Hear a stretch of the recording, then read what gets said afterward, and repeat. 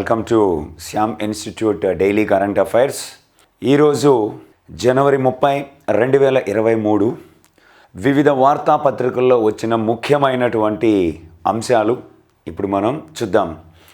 The first thing here, ముగిస్తున్న రాహుల్ గాంధీ భారత్ జోడో యాత్ర. భారత్ జోడో యాత్ర BJP ప్రభుత్వము దేశ ప్రజలని చాలా ఇబ్బందులకు గురి చేసింది. చాలామంది తీవ్రమైన ఇబ్బందులు పడుతున్నారు. కార్పొరేట్లకే భారీగా దోచిపెడుతున్నారు. దీనిని నిర్మూలించడం కోసం, ప్రజల యొక్క కష్టాలను తెలుసుకోవడం కోసమని భారత్ జోడో యాత్ర పేరుతో ఒకప్పటి కాంగ్రెస్ అధ్యక్షుడు అయినటువంటి రాహుల్ గాంధీ, యువనేత రాహుల్ గాంధీ భారత్ జోడో యాత్రని జనవరి 29, 2023 ముగుస్తున్నట్లుగా ప్రకటించడం జరిగింది. కాశ్మీర్ నుంచి కన్యాకుమారి వరకు దేశం అంతా కూడా అన్ని రాష్ట్రాలని సుమారుగా కవర్ చేస్తూ ఈ యాత్ర కొనసాగడం జరిగింది. అయితే జనవరి 29, 2023 దాదాపు 4000 కిలోమీటర్లు పాదయాత్రని పూర్తి చేసి, విజయవంతంగా పూర్తి చేసి 29, 1, 2023 జమ్మూ కాశ్మీర్లోని లాల్ చౌక్లో భారత జాతీయ పతాకాన్ని ఎగురవేయడం జరిగింది. అయితే జనవరి 30, 2023 ఒక భారీ బహిరంగ సభని ఏర్పాటు చేసి దాంతో ఈ యాత్ర అధికారికంగా ముగుస్తున్నట్లుగా ప్రకటించడం జరిగింది. అయితే ఇక్కడ ఆయన యాత్ర మొత్తము 134 రోజుల పాటు కొనసాగడం జరిగింది. టోటల్ 134 రోజులు కొనసాగింది. ఎక్కడ నుంచి ఎక్కడ వరకు అంటే కశ్మీర్, కన్యాకుమారి నుంచి కాశ్మీర్ వరకు, తమిళనాడులోని కన్యాకుమారిలో ప్రారంభమయ్యి కాశ్మీర్లో ముగిసింది. ఎప్పుడు ప్రారంభమైందంటే ఈ యాత్ర సెప్టెంబర్ 7, 2022 రాహుల్ గాంధీ యొక్క భారత్ జోడో యాత్ర ప్రారంభమైంది. సెప్టెంబర్ 7, 2022 మొత్తము కన్యాకుమారిలో ప్రారంభమైంది. మొత్తం 134 రోజులు ఈ యాత్ర కొనసాగింది. మొత్తం ఆయన చేసిన పాదయాత్ర 4084 కిలోమీటర్లు. 4084 కిలోమీటర్లు. మొత్తంగా 12 రాష్ట్రాలలో ఈ యాత్ర కొనసాగింది. ఆ 12 రాష్ట్రాల్లో ఆంధ్రప్రదేశ్, తెలంగాణ రాష్ట్రాలు కూడా ఉన్నాయి. ఆ 12 రాష్ట్రాల్లో ఫస్ట్ తమిళనాడు, 2 కేరళ, 3 కర్ణాటక, 4 తెలంగాణ, 5 ఆంధ్రప్రదేశ్, 6 మహారాష్ట్ర, 7 మధ్యప్రదేశ్, 8 రాజస్థాన్, 9 హర్యానా, 10 ఉత్తరప్రదేశ్, 11 పంజాబ్, 12 హిమాచల్ ప్రదేశ్, 2 కేంద్రపాలిత ప్రాంతాలైనటువంటి ఢిల్లీ అండ్ జమ్మూ కాశ్మీర్, ప్లస్ 12 రాష్ట్రాలతో పాటుగా 2 యూనియన్ టెరిటరీస్ కూడా ఉన్నాయి. ఆ 2 యూనియన్ టెరిటరీస్ కూడా జమ్మూ మరియు ఢిల్లీ, చివరిదైనటువంటి జమ్మూ, మధ్యలో ఢిల్లీ కూడా రావడం జరిగింది.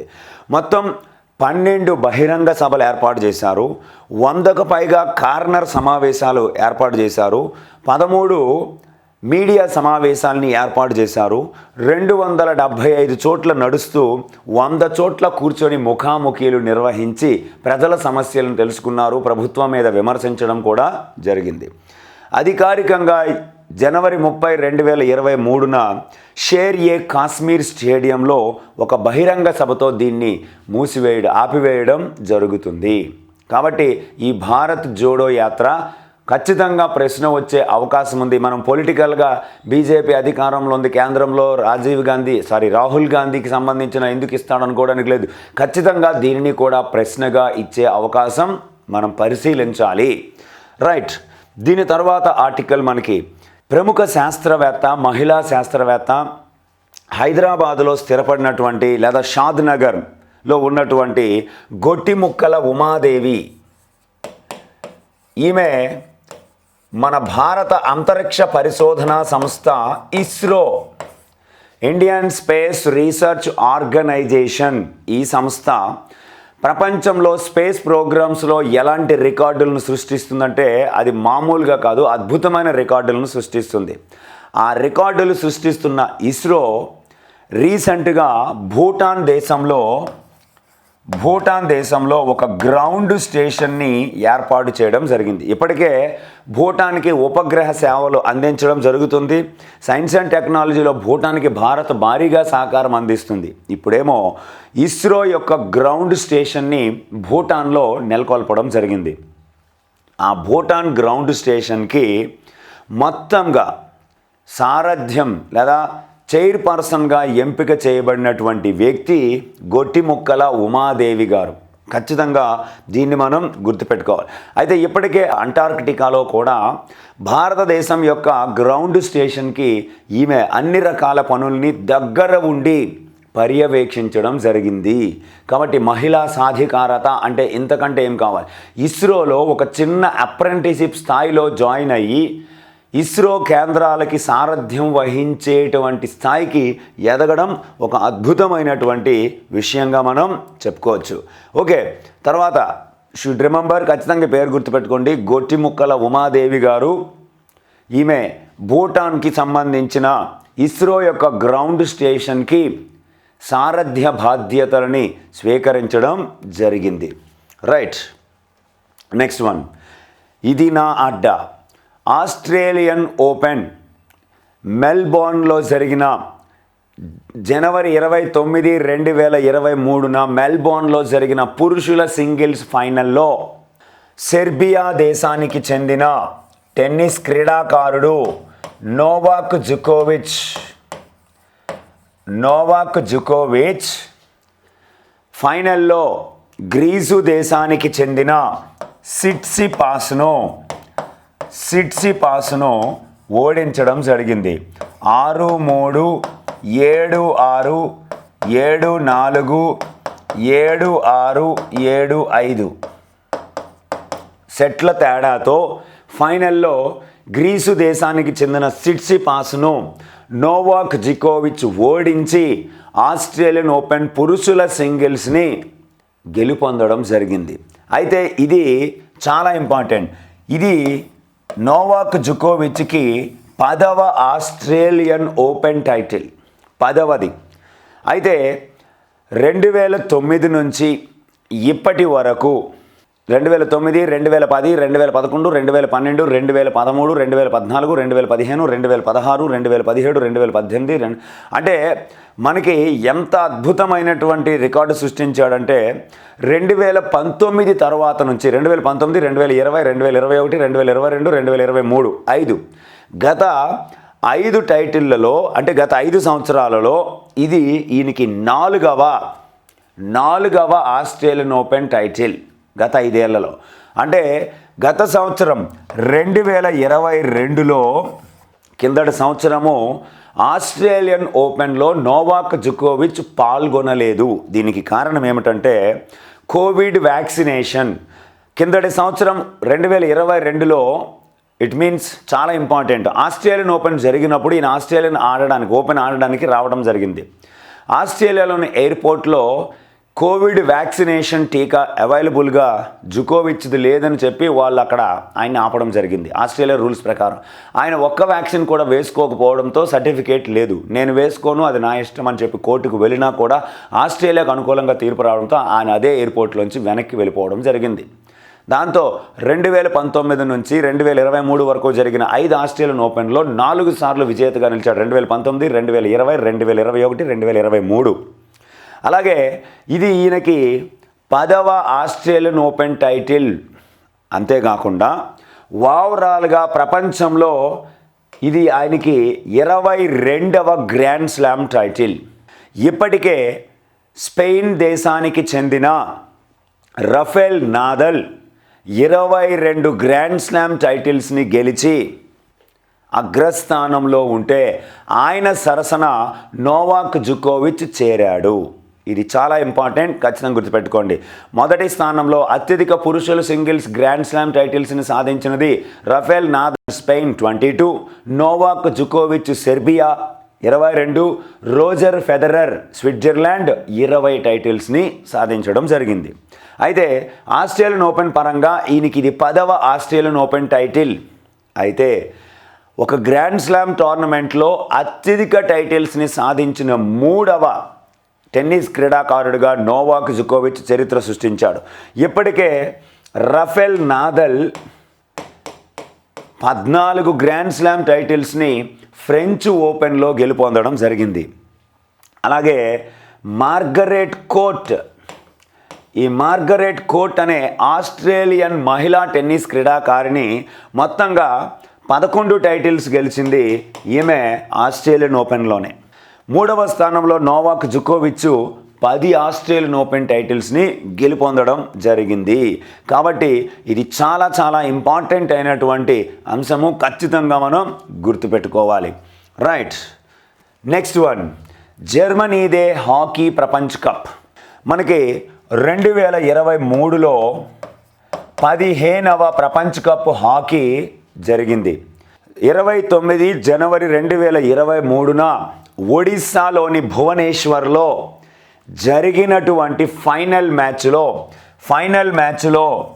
జర్మనీ అనేటువంటి ఒక దేశము ఏ దేశాన్ని అంటే బెల్జియం అనే దేశాన్ని పెనాల్టీ షూటౌట్లో 5-4 గోల్స్ తేడాతో గెలుపొందడం జరిగింది. 5-4 గోల్స్ తేడాతో గెలుపొందింది. అయితే ఇది చాలా చాలా ఇంపార్టెంట్ అయినటువంటి అంశం, ఖచ్చితంగా గుర్తుపెట్టుకోవాలి. మొదట గోల్స్ని కోల్పోయిన జర్మనీ అద్భుతంగా పుంజుకొని మరీ విజయం సాధించడం జరిగింది. అయితే ఇక్కడ ఈ ప్రపంచ కప్ హాకీలో భారత్ 9వ స్థానంలో నిలిచింది. అయితే జర్మనీ ఇప్పటికే ఆల్రెడీ 2 సార్లు ఈ ప్రపంచ కప్ని గెలుచుకోవడం జరిగింది. దీంతో జర్మనీ దేశానికి ఇది 3వ హాకీ ప్రపంచ కప్ టైటిల్. ఇప్పటికే 2002లో 2006లో జర్మనీ ప్రపంచ కప్ హాకీని గెలుపొందడం జరిగింది. ఇది 2023లో గెలిచిన ఈ టైటిల్ 3వది. ఫైనల్లో బెల్జియంని ఓడించి షూటౌట్లో 5-4 గోల్స్ తేడాతో విజయం సాధించి 3వసారి ప్రపంచ కప్ హాకీని గెలుచుకోవడం జరిగింది. అయితే భారతదేశం ఈ ప్రపంచ కప్ని నిర్వహించడం వరుసగా ఇది 2వసారి. 2019లో ఒడిస్సాలోని భువనేశ్వర్లో జరిగితే 2023లో కూడా అదే ఒడిస్సా రాష్ట్రంలో భువనేశ్వర్, రూర్కెలా అనే 2 నగరాలు నిర్వహించడం జరిగింది. కాబట్టి ఇది చాలా ఇంపార్టెంట్, గుర్తుపెట్టుకోండి. నెక్స్ట్, యువరాణులకు పట్టం. ఇప్పుడు దక్షిణాఫ్రికాలో Under-19 మహిళల T20 ప్రపంచ కప్ జరిగింది. Under-19 అంటే 19 సంవత్సరాలు అంతకంటే తక్కువ వయసు కలిగినటువంటి క్రీడాకారులు, మహిళలు పాల్గొనేది. ఈ Under-19 T20 ప్రపంచ కప్ క్రికెట్లో భారత మహిళల జట్టు అద్భుతమైన ప్రదర్శన చేసి భారత మహిళల జట్టుకి తొలి ప్రపంచ కప్పుని అందించడం జరిగింది. ఇప్పటికే సీనియర్ మహిళలు వన్డే ప్రపంచ కప్లో 2 సార్లు ఫైనల్కు చేరి ఓడిపోవడం, T20 ప్రపంచ కప్లో ఒకసారి ఫైనల్కు చేరి ఓడిపోవడం జరిగింది. అంటే 2 సార్లు వన్డే ప్రపంచ కప్లో మహిళలు రన్నరప్గా, ఒకసారి T20 ప్రపంచ కప్లో రన్నరప్గా నిలిచారు. కానీ భారత మహిళా క్రికెటర్లకి లేదా ఉమెన్ బ్యాటర్స్కి ప్రపంచ కప్ అనేది అందని ద్రాక్షగానే ఉంది. ఆ అందని ద్రాక్షని Under-19 T20 మహిళల జట్టు భారత కల నెరవేర్చింది. ఫైనల్లో ఇంగ్లాండ్ని ఓడించడం జరిగింది. మొదట బ్యాటింగ్ చేసిన ఇంగ్లాండ్ జట్టు 17.1 ఓవర్లలో 68 పరుగులకి ఆల్అవుట్ అవ్వడం జరిగింది. దాంతోపాటుగా మనకి ప్లేయర్ ఆఫ్ ద మ్యాచ్గా భారత క్రీడాకారిణి తిజూస్ ఎంపిక అవడం జరిగింది. అలాగే మొత్తంగా భారతదేశము 68 పరుగుల్ని చాలా సింపుల్గా ఛేదించడం జరిగింది. భారత మొత్తం కూడా చేసినటువంటి పరుగులు ఏంటంటే భారత ఇన్నింగ్స్ సింపుల్గానే 11 ఓవర్లకి 52తో ఉన్నటువంటి భారత జట్టు పటిష్టంగా సింపుల్గా గెలిచేయడం జరిగింది.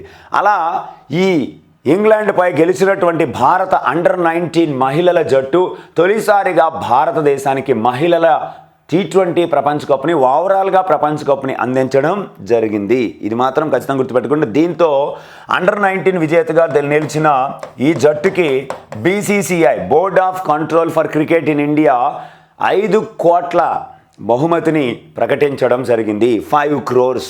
ఓకే, ఇది మనకి చాలా ఇంపార్టెంట్, ఖచ్చితంగా గుర్తుపెట్టుకోవాలి. నెక్స్ట్, చరిత్ర సృష్టించిన ఉన్నత విద్యార్థులు. అయితే భారతదేశంలో హయ్యర్ ఎడ్యుకేషన్ని చదువుతున్న విద్యార్థుల సంఖ్య, విద్యార్థులు కాలేజీల సంఖ్యకు సంబంధించి all India survey on higher education 2020-21ని విడుదల చేయడం జరిగింది. అయితే ఈ సర్వే ప్రకారము ఉన్నత విద్యలో లేదా ఉన్నత విద్యా సంస్థల్లో మొత్తం విద్యార్థుల సంఖ్య 4.14 కోట్లు అని ఈ సర్వే తేల్చడం జరిగింది.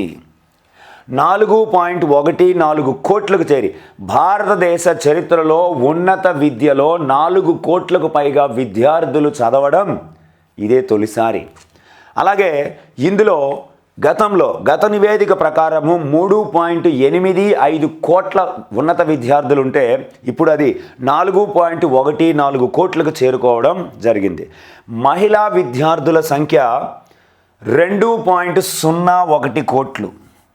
ఇందులో మహిళా విద్యార్థులు 2.01 కోట్లుగా మనకి నమోదు అవ్వడం జరిగింది. ఇది కూడా పెరిగింది. 1.88 కోట్ల నుంచి 2.01 కోట్లుగా పెరగడం జరిగింది. అయితే 2014-15తో పోల్చుకుంటే 2020-21 నివేదికలో భాగంగా విద్యార్థుల సంఖ్య, ఉన్నత విద్యలో విద్యార్థుల సంఖ్య 28% పెరిగింది. అలాగే 2014-15తో పోలిస్తే ఇప్పటికీ మొత్తం విద్యార్థుల సంఖ్య 21% పెరిగింది. మహిళా విద్యార్థుల సంఖ్య 28% పెరిగితే మొత్తం విద్యార్థుల సంఖ్య 21% పెరిగింది. కేంద్ర విద్యాశాఖ రూపొందించిన ఈ నివేదికలో ఈ అంశాలు అద్భుతమైనటువంటి రికార్డులను సృష్టించడం జరిగింది. కేంద్ర విద్యాశాఖ మంత్రి ధర్మేంద్ర ప్రధాన్. అయితే మరికొన్ని విశేషాలు. 2014-15 నుంచి 2020-21 మధ్య కాలంలో మొత్తం ప్రవేశాల్లో మహిళా విద్యార్థుల సంఖ్య 45% నుంచి 49%కి పెరిగింది. నెక్స్ట్, గత ఏడాది కాలంలో ఎస్సీ విద్యార్థుల సంఖ్య 56.57 లక్షల నుంచి 58.95 లక్షలకు పెరిగింది. అలాగే ఎస్టీ విద్యార్థుల సంఖ్య గత ఏడాది కాలంలో 21.6 లక్షల నుంచి 24.1 లక్షకు చేరింది. ఇది కూడా భారీ స్థాయిలో పెరిగింది. కాలేజీల సాంద్రత, విద్యార్థుల సంఖ్య, వారికి అందుబాటులో ఉన్నటువంటి కాలేజీల యొక్క డెన్సిటీ, సాంద్రతను తీసుకుంటే కర్ణాటకలో ప్రతి 1,00,000 మంది విద్యార్థులకి 62 కాలేజీలు ఉన్నాయి. కాబట్టి కాలేజీల సంఖ్య పరంగా ప్రతి 1,00,000కి 62 కాలేజీలతో కర్ణాటక మొదటి స్థానంలో నిలిచింది. రెండవ స్థానంలో తెలంగాణ 53, ప్రతి 1,00,000 మంది విద్యార్థులకి 53 కళాశాలలు అందుబాటులో ఉన్నాయి. మూడవ స్థానంలో కేరళ, 4వ స్థానంలో హిమాచల్ ప్రదేశ్, 5వ స్థానంలో ఆంధ్రప్రదేశ్ నిలిచాయి. కర్ణాటక, తెలంగాణ, కేరళ, హిమాచల్ ప్రదేశ్, ఆంధ్రప్రదేశ్లో ప్రతి 1,00,000 మందికి 49 కళాశాలలు, కాలేజెస్ అందుబాటులో ఉన్నాయి. అలాగే అత్యధిక కాలేజీలు ఉన్న జిల్లాల పరంగా తీసుకుంటే అగ్రస్థానంలో బెంగళూరు అర్బన్లో ప్రతి 1,00,000 మందికి 1,058 కాలేజీలు అందుబాటులో ఉన్నాయి. జైపూర్ రెండవ స్థానంలో ఉంది. 671 కాలేజీ జైపూర్ జిల్లాలో ఉన్నాయి. హైదరాబాద్ 3వ స్థానంలో ఉంది, 488 కళాశాలలు అందుబాటులో ఉన్నాయి. పూణే 4వ స్థానంలో ఉంది, 466. ప్రయాగ్రాజ్ 374, రంగారెడ్డి 345, భోపాల్ 327, నాగపూర్ 318 టాప్ 8లో నిలిచాయి. నెక్స్ట్, అత్యధిక కాలేజీలు ఉన్న రాష్ట్రాలలో హయ్యెస్ట్ కాలేజెస్ ఓవరాల్గా 1,00,000 మందికి దానికి కాకుండా అత్యధిక కాలేజీలు ఉన్నటువంటి రాష్ట్రంలో అగ్రస్థానము ఉత్తరప్రదేశ్. ఉత్తరప్రదేశ్లో దేశంలోనే అత్యధిక ఉన్నత విద్యకి సంబంధించిన కాలేజెస్ ఉన్నాయి. 8,114 కాలేజీలు ఉత్తరప్రదేశ్లో ఉన్నాయి. రెండవ స్థానంలో మహారాష్ట్ర, 4,532 కాలేజీలు ఉన్నాయి. మూడవ స్థానంలో కర్ణాటక, 4,233 కాలేజీలు ఉన్నాయి. తర్వాత స్థానంలో రాజస్థాన్, 3,694 కాలేజీలు ఉన్నాయి. ఆ తర్వాత స్థానంలో తమిళనాడు, 2,667 కాలేజీలు. ఆ తర్వాత మధ్యప్రదేశ్ 2,610. ఆంధ్రప్రదేశ్ తర్వాత స్థానం 2,601 ఆంధ్రప్రదేశ్. కాబట్టి ఉత్తరప్రదేశ్, మహారాష్ట్ర, రాజస్థాన్, తమిళనాడు, మధ్యప్రదేశ్, ఆంధ్రప్రదేశ్ 2,601 ఉన్నత విద్యా కళాశాలలతో 6వ స్థానంలో నిలిచింది. తెలంగాణ 9వ స్థానంలో నిలవడం జరిగింది. ఓకే, అత్యధిక యూనివర్సిటీలు ఉన్న రాష్ట్రాలలో రాజస్థాన్ అగ్రస్థానంలో ఉంది. ఎక్కువ యూనివర్సిటీలు ఉన్నటువంటి రాష్ట్రాల్లో అగ్రస్థానం రాజస్థాన్, అక్కడ 92 యూనివర్సిటీలు ఉన్నాయి. రెండవ స్థానంలో ఉత్తరప్రదేశ్, 84 యూనివర్సిటీస్ ఉన్నాయి. మూడవ స్థానంలో గుజరాత్, 83 ఉన్నాయి. నెక్స్ట్, రక్షణ, సంస్కృతం, బయోటెక్నాలజీ, ఫోరెన్సిక్, డిజైను, స్పోర్ట్స్ లాంటి ప్రత్యేక అంశాలు ఉన్న యూనివర్సిటీల్లో ప్రవేశాలు పెరిగాయి. డిఫెన్స్ సెక్టర్కి సంబంధించి, బయోటెక్నాలజీకి సంబంధించి, సాంస్క్రిట్కి సంబంధించి, డిజైను, స్పోర్ట్స్ లాంటి యూనివర్సిటీస్లో అడ్మిషన్స్ పెరగడం జరిగింది. ఉన్నత విద్యా సంస్థల్లో అత్యధిక విద్యార్థుల నమోదు ఉత్తరప్రదేశ్లో, మహారాష్ట్ర, తమిళనాడులో అత్యధికంగా ఉంది. 17 విశ్వవిద్యాలయాలు, 4,375 కళాశాలల్లో కేవలం మహిళల కోసమే పనిచేస్తున్నాయి. 17 యూనివర్సిటీస్ దేశంలో మహిళల కోసం ఉన్నాయి. 4,375 కాలేజీలు ఓన్లీ ఫర్ ఉమెన్. ప్రతి 1,00,000 మంది విద్యార్థులకు దేశంలో సగటున, అంటే 18 నుంచి 23 ఏళ్ల వయసు విద్యార్థుల కోసం దేశంలో సగటున 1,00,000 మందికి 31 కాలేజీలు అందుబాటులో ఉన్నాయి. ఇవి 2014-15లో కేవలం 31 మాత్రమే. అయితే 27 మాత్రం ఇప్పుడు 31 ఉన్నాయి.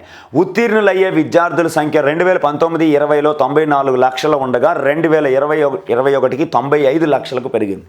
పాస్ పర్సంటేజ్ కూడా పెరగడం జరిగింది. కాబట్టి ఇది ఒక చరిత్ర ఉన్నత విద్యార్థులకు సంబంధించిన డేటాలో. తదుపరి మనం చూస్తే ప్రపంచంలో మిలిటరీ బడ్జెట్ 2 లక్షల కోట్లకు పైగా ప్రపంచంలో ఉన్న దేశాలు తమను తామను రక్షించుకోవడం కోసం, మిలిటరీ కోసం ఖర్చు పెడుతున్నాయి. అందులో మొత్తంగా బడ్జెట్లో 38% వాటాతో అమెరికా అగ్రస్థానంలో నిలిస్తే, 14% వాటాతో చైనా రెండవ స్థానంలో నిలిస్తే, 3.5% వాటాతో భారత్ 3వ స్థానంలో నిలిచింది. 4వ స్థానంలో యూకే, 5వ స్థానంలో రష్యా నిలవడం జరిగింది. అంతేకాకుండా SIPRI, Stockholm international peace research institute విడుదల చేసిన రక్షణ వ్యయాలు, మిలిటరీ బడ్జెట్ మీద ఈ నివేదిక వచ్చింది. ఈ నివేదిక ప్రకారము అత్యధికంగా మిలిటరీ కోసం ఖర్చు చేస్తున్న దేశం అమెరికా, 2వ స్థానంలో చైనా, 3వ స్థానంలో భారత్, 4వ స్థానంలో యునైటెడ్ కింగ్డమ్, 5వ స్థానంలో రష్యా నిలవడం జరిగింది. నెక్స్ట్ వన్, G20 సదస్సుకు బంగ్లా ప్రధానమంత్రి షేక్ హసీనా 2023లో సెప్టెంబర్ 9, సెప్టెంబర్ 10 తేదీలలో భారతదేశము తొలిసారిగా G20 సమావేశాన్ని నిర్వహించబోతుంది. ఈ G20 సమావేశం నిర్వహిస్తున్న దేశము యొక్క ఇష్టాన్ని అనుసరించి వారికి ముఖ్యమైనటువంటి వారుగా భావించేటువంటి వారిని అతిథులుగా ఆహ్వానించవచ్చు.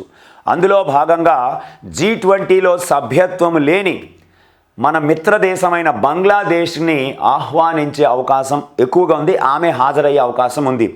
ఎందుకంటే ఇప్పటికే ఆసియా ఖండంలో షేక్ హసీనా బంగ్లాదేశ్ ప్రధానమంత్రికి ఆసియా ఖండంలో ఒకే ఒక దేశం ఆహ్వానం అందుకుంది G20 సమావేశానికి హాజరవ్వమని ముఖ్య అతిథిగా. అది బంగ్లాదేశ్ మాత్రమే. ఇప్పటికే ఐక్యరాజ్య సమితి, ప్రపంచ బ్యాంకు, ప్రపంచ ఆరోగ్య సంస్థ, వరల్డ్ హెల్త్ ఆర్గనైజేషన్ లాంటి సంస్థలతో పాటుగా ఆ నిర్వహించే దేశము కొన్ని అతిథి దేశాలని ఆహ్వానిస్తుంది. దక్షిణాసియా నుంచి ఆహ్వానం అందుకున్న ఏకైక దేశం బంగ్లాదేశ్. అంతేకాకుండా G20లో సభ్యత్వం లేని ఈజిప్ట్ దేశము, మారిషస్ దేశము, నెదర్లాండ్స్ దేశము, Nigeria, Oman, Singapore, Spain, UAE మరొక 8 దేశాలకి ఈ ఆహ్వానం భారత్ పంపించనుంది. సభ్యత్వం లేకపోయినా నిర్వహించే దేశం యొక్క అభిప్రాయం మేరకు వారి ఇష్టాన్ని అనుసరించి వారితో ద్వైపాక్షిక సంబంధాలు, రక్షణ సంబంధాలు, వ్యాపార సంబంధాలు కొనసాగిస్తున్న దేశాలని పిలుస్తుంది. కామన్గా ఐక్యరాజ్య సమితి, world health organisation, world bank లాంటి దేశాలు కామన్గా ప్రతి G20 సమావేశానికి హాజరవుతాయి. కాబట్టి ఇది బాగా గుర్తుపెట్టుకోవాలి. షేక్ హసీనా. నెక్స్ట్ 7 ఎత్తైన శిఖరాలు అధిరోహణ. ఆంధ్రప్రదేశ్కి చెందిన విశాఖపట్నంలో మధురవాడ దగ్గరలో ఉన్న PM పాలెనికి చెందినటువంటి అన్విష్ వర్మ భూపతి రాజు అన్విష్ వర్మ 3 సంవత్సరాలలో ప్రపంచంలోని 7 ఖండాలలో 7 ఎత్తైన పర్వత శిఖరాలని అధిరోహించి ఒక అరుదైన ఘనతని సాధించడం జరిగింది. అయితే ఈయన 2020లో తన ప్రస్థానాన్ని ఎవరెస్ట్తో మొదలుపెట్టాడు. ఆసియాలో ఎవరెస్టు, దక్షిణ అమెరికాలో మౌంట్ అకాంగువా, ఆఫ్రికాలో కిలిమంజారో, యూరప్లో ఎల్బ్రస్, ఉత్తర అమెరికాలో డెనాలి, ఆస్ట్రేలియాలో మౌంట్ కోషియాస్కో, అలాగే చివరగా జనవరి 22, 2023న అంటార్క్టికాలో మౌంట్ విన్సన్ని అధిరోహించి అద్భుతమైనటువంటి ఒక ఘనతని సాధించడం జరిగింది. అయితే ఈయన ఇప్పటికే ప్రపంచ మార్షల్ ఆర్ట్స్ ఛాంపియన్షిప్స్లో కూడా 75 కేజీల విభాగంలో పాల్గొన్నాడు 6 సార్లు. ఆ 6 సార్లు పాల్గొన్నప్పుడు ఒకసారి వెండి, 2 సార్లు గోల్డ్ మెడల్స్ని సాధించడం జరిగింది. 7th సమ్మిట్ అంటారు. 7 ఖండాలలో 7 ఎత్తైన పర్వత శిఖరాలని అధిరోహించడాన్ని 7th సమ్మిట్ ఛాలెంజ్ అంటారు. దాన్ని 3 సంవత్సరాల్లో పూర్తి చేశాడు. ఆయన పేరు Bhupathi Raju Anvish Varma, Andhra Pradesh. Right. Next one, Vijay చౌక్లో అలరించిన బీటింగ్ రీట్రీట్. భారతదేశం అనేది రిపబ్లిక్ డేని ప్రతి సంవత్సరం కూడా జనవరి 26న జరుపుకోవడం జరుగుతుంది. అంటే జనవరి 26న ఈ సంవత్సరం అంటే 2023లో 74వ రిపబ్లిక్ డే మనం జరుపుకున్నాం. ఆ 74వ రిపబ్లిక్ డే జనవరి 23 నేతాజీ సుభాష్ చంద్రబోస్ పుట్టినరోజు నాడు ప్రారంభమయ్యి జనవరి 29న పూర్తవుతుంది. అంటే అరౌండ్ ఒక వారం రోజుల పాటు ఈ గణతంత్ర దినోత్సవ ఉత్సవాల్ని నిర్వహిస్తారు. అయితే మనకి జనవరి 23 నేతాజీ సుభాష్ చంద్రబోస్ పుట్టినరోజు కాబట్టి ప్రతి సంవత్సరము పరాక్రమ్ దివస్ని పాటిస్తాం మనం.